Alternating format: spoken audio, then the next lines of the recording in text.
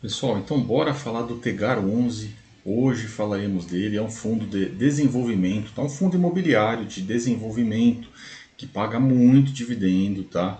O histórico dele assim é brutal em termos de dividendos. Se a gente olhar para o histórico, né, teve uma queda recente no pagamento de dividendos e principalmente uma queda no preço dele, tá?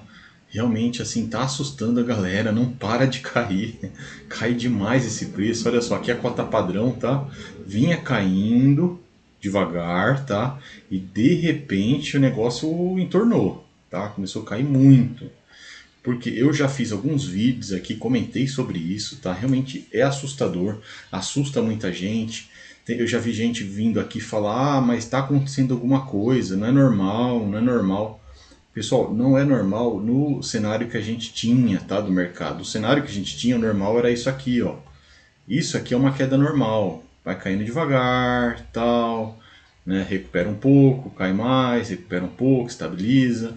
Então isso aqui era uma situação normal. O fundo às vezes, nem está lá muito bom ou não está tão agradando tanto, né, a algumas pessoas, mas o fundo está ali pagando bem e com uma grande quantidade de cotistas, tá? O fundo é enorme, tá? O Tegar aí é gigantão, tá? É o maior fundo de desenvolvimento que a gente tem, tá? Não é o mais antigo, mas é o maior. É um fundo realmente com fome de crescer, tá? Ele realmente não peca pela omissão, tá? Ele cresceu bastante, cresceu talvez até demais, não sei, né? Eu não diria isso, mas talvez, né? Cresceu muito, fez uma emissão agora, captou uma fortuna, tá? Na emissão, captou bastante dinheiro. Hoje ele é um fundo com valor patrimonial de 2,6 bilhões, tá? De reais. Então ele é um fundo grande, só que está sentindo muito, muito mesmo, assim, tá? O preço dele não está caindo, o preço dele está despencando, né? Tá? Como dizem, tá bom? Então, realmente, dá uma limpada aqui na tela, realmente, assim, essa queda é assustadora, tá? E aí, porque assim, muita gente também se acostumou a ver esse PVP e o preço dele, consequentemente, tá?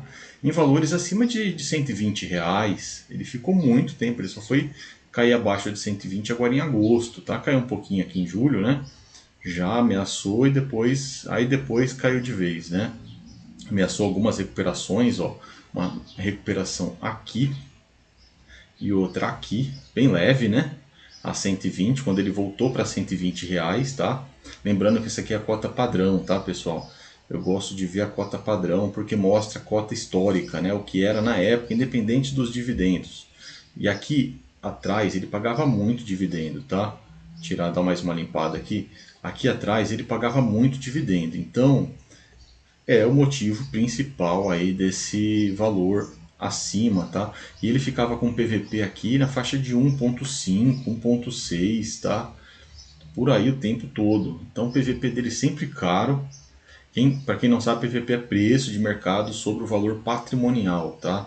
Só que o Tegar é um fundo de desenvolvimento. Então o valor patrimonial tem aquelas dificuldades que os fundos de tijolo têm, tá? Parecido, tá bom?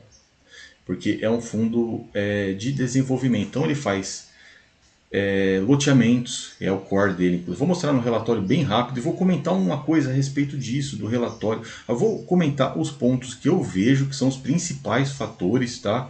Dessa quedona, dessa até mais do que queda, né? Assim, realmente tem muita gente assustada, tá?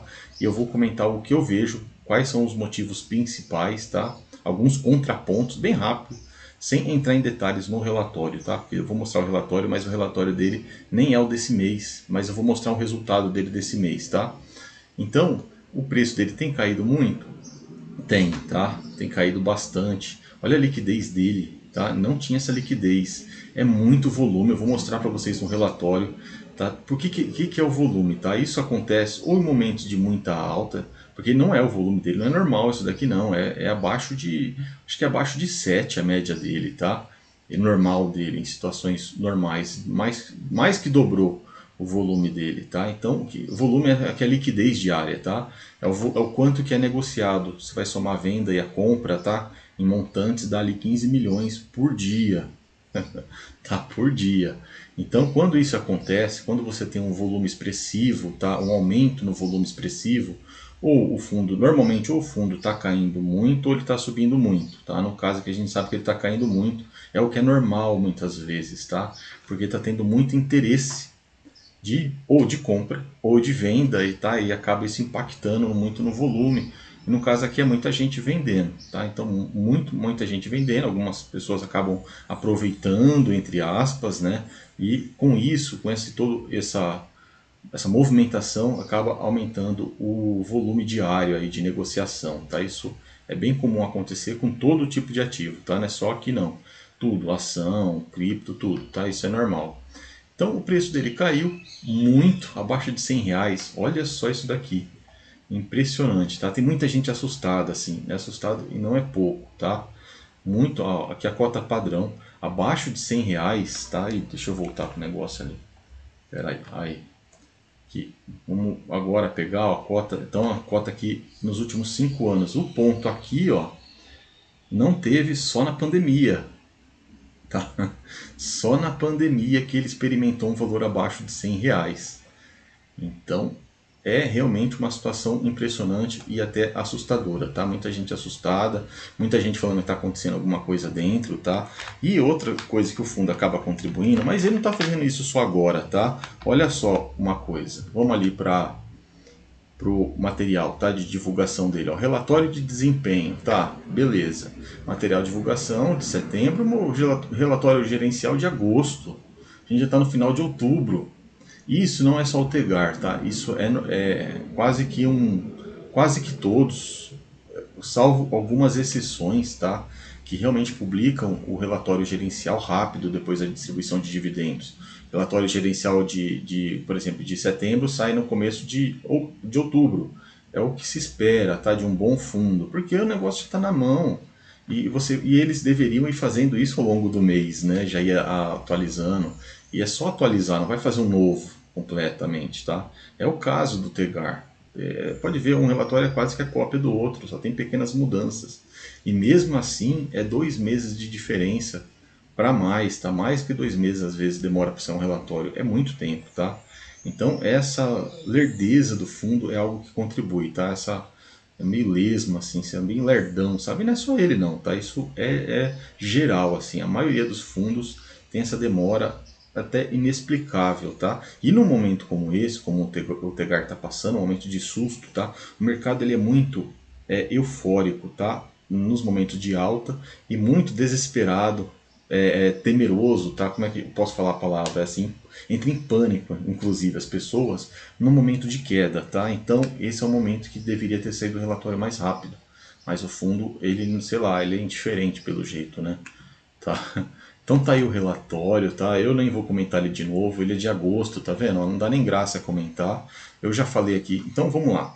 Os primeiros pontos dessa quedona, tá?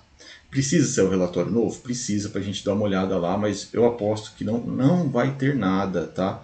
E como o rapaz veio aqui e falou, tá acontecendo alguma coisa. Então, esse que é o problema, a gente fica no escuro. Mas eu aposto que não, tá? Eu aposto que não está acontecendo nada. Às vezes, dificuldade de venda, que já está tendo, tá?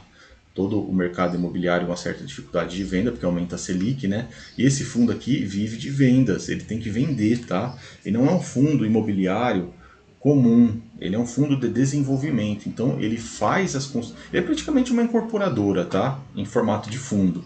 É praticamente ele e o MFI 11, os dois. Então eles precisam de vender. Eles vivem o cotista, consequentemente, tá? Precisa vender, precisa lucrar na venda para poder distribuir para o cotista, tá bom? É um fundo caro. Olha aqui a taxa de administração, tá? Tá 1,5% quase, e junto com uma taxa de performance gigantesca, 30% do que excedeu o CDI. Tá? Então esse aqui já é um ponto que dá uma espantada, mas assim, isso não pode ser explicação porque é um fundo que girou tanto tempo acima de R$ 120 e tinha a mesma taxa de performance, né? Tá? Mas assim, ele andou tendo algumas ações aí que realmente é difícil de explicar, tá? Foi muito criticado por alguns canais aí e é realmente complicado de explicar. Por exemplo, quando ele começa a ter muito crédito na carteira, muito CRI, tá? Então ele começa a virar um fundo de uma parte de papel, tá? No fundo e tem até ativos na bolsa, né? Então ele vai vindo quase com hedge fund. Não pode, né? Assim, porque você paga muita taxa, o problema é a taxa. E depois ele comprou outros fundos aqui. Ele comprou esse PSH11, tá, um fundo de shopping aí. É um fundo até que bom, né? Mas é controverso, mas eu acho ele bom. Mas assim, não tem nada a ver com o perfil do Tegar. Porque o Tegar é um high yield, né? Tá?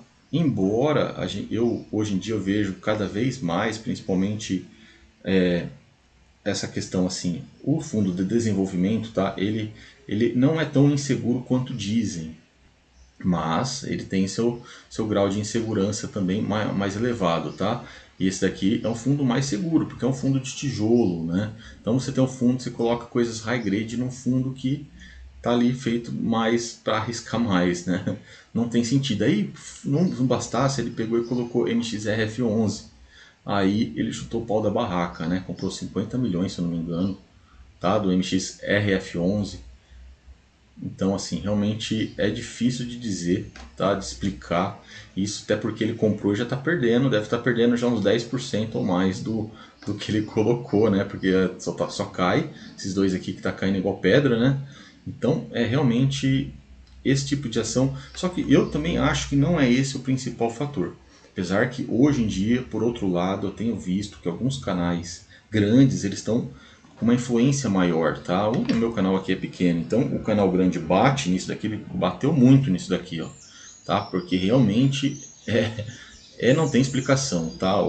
Ele sai fora do core dele, que é desenvolver, tá? Desenvolver obras e terrenos, tá? Loteamento, para de desenvolver e começa a virar um fundo de papel e um fundo, pagando taxa duas vezes, porque você paga a taxa duas vezes, tá? Você vai pagar do Tegar e aqui indiretamente, né? Indiretamente. Então, esse tipo de ação aí bateu um pouco, acho que impactou, vai somando, né? É uma soma de fatores. E o principal fator, que a gente sabe, né? É o aumento aí da Selic, né? O problema é que não só aumentou a Selic, como ela está com indicativo de que vai aumentar mais ainda, e aí começa a gerar um pânico, né? E tem esse movimento aí, assim, de pânico, que é aquele meio movimento de manada, tá? Só que nesse caso, né, correndo, né, fugindo. Então isso acontece no mercado, todos os mercados, viu? É assim, de FI tá assim. E a galera, eu acho que de fundos imobiliários é um público assim que acabou de vir da renda fixa, tá? Normalmente aquele fundo que aquela pessoa que veio da renda fixa está arriscando ali no fundo, ou então achando que o fundo imobiliário é um tipo de renda fixa e se assusta, tá? Entra em pânico e vende. É o que eu estou vendo isso daí, tá? Então eu aposto que no relatório seguinte que vai vir não vai ter nenhum problema grave, assim, estamos na inadimplência aqui e ali. Se tiver, aí a queda seria mais queda ainda, porque já caiu muito para esse fundo aqui, para o histórico dele, tá? Ele não conhece isso. E o cotista também não conhece, tá? E olha só, vamos aqui para o relatório, tá? Para a gente fechar aqui. O relatório dele já tem todas aquelas coisas que eu dizia ali. E aí, olha só, deixa eu pegar aqui. Eu quero pegar essa, tá? Vou mostrar aqui para vocês. Olha só, aqui em janeiro, fevereiro, março, tá? Desse ano de 2024, o dividendo dele na faixa de 1,5, 1,7, 1,10 aqui em junho, tá? Se a gente pegar aqui mais para trás, ó, vou pegar o quadrado aqui para circular melhor, ó. Olha aqui 2023, tá? 2023 o dividendo aqui dele, ó, na faixa de 1,10, 1,20 bateu, 1,13%, tá? Então ele tem um histórico forte de dividendos e ele caiu os dividendos também, tá? Então você tem queda de dividendos, fundo querendo virar FOF, querendo comprar outros fundos que não tem nada a ver, tá? Você paga muito mais caro, é um fundo de desenvolvimento.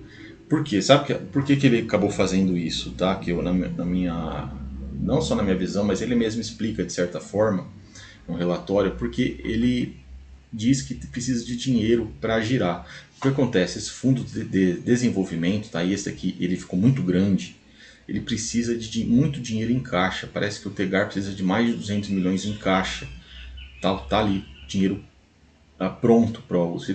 Precisa do dinheiro na mão, está construindo, né? Então você precisa muito dinheiro para girar, tá? Então por conta disso, o fundo, eu acho que, e como ele quer rentabilizar melhor o dinheiro, entre aspas, né, começou a comprar fundo CRI de papel e também outros fundos, mas isso daí é renda variável, né? Deveria ter colocado em algo mais seguro, se fosse assim, né? Ou bota, igual tem fundo que colocou na letra financeira lá, coloca, guarda, ou deixa o próprio dinheiro em caixa mesmo, faz parte, né? Mas é ruim você ver o fundo se afastar do core dele, tá? Então isso eu acho que impactou, mas o principal é o temor do mercado, né? O mercado ficou com muito medo. O mercado é irracional, tá? E aí acaba caindo demais para alguns oportunidade, para outros pesadelo, né? Para alguns pode ser um pouco dos dois, né? Tá bom? Eu assim, o que que eu vejo? Eu vejo como uma oportunidade, tá? Minha visão. Vejo como oportunidade, mas eu sei que você pode comprar aqui e ele ficar muito tempo abaixo, por exemplo, de 100. Você não sabe o futuro. Ele pode cair muito. Você acha que está baixo, ele vai para o PVP 0,80 e aí, tá? Então é sempre, agora sim está arriscado, tá? Você fala, ah não, está arriscado aqui em cima, tá? Mas aqui também está arriscado. Aqui, porque aqui a situação atual é bem crítica, né, do Brasil aí, tudo, e o fundo está muito barato e pode cair mais e pode demorar para voltar. Mas se você tiver paciência, tudo, se tudo ocorrer bem, você pode sair num lucro danado, ficar com um preço médio excelente. Imagina ele voltando para 120, né? Daqui um ano, daqui dois, tá? E você com preço médio lá perto de R$ 100, maravilha, tá? Então é isso. Eu acho que o fundo não tem problema nenhum, não soltou nenhum fato relevante, tá? Não tem nada, nenhum anúncio. O relatório dele demora, mesmo sempre demora, tá? E é uma pena, mas isso é infelizmente é comum. Então é isso, tá? Vamos ficar, relaxa, você já está no prejuízo aí, fica mais tranquilo, tá? Tenta se tranquilizar, eu sei que tem muita gente desesperada aí, tá bom? Com o Tegar, mas assim, é um momento que é difícil e alguns fundos, principalmente os mais arriscados e que tem, os que fizeram emissão também, tá? Não todos, mas alguns que fizeram emissão, tudo isso foi colocando o fundo em situação mais delicada recente, porque quem entrou agora aquela pessoa que, sei lá, não tem apego nenhum, tá? Entrou com preço aí não tão baixo, mas putz, entrei numa fria, o cara sai, né? Entrou na emissão, então vários fatores aí estão contribuindo para essa queda assustadora, tá?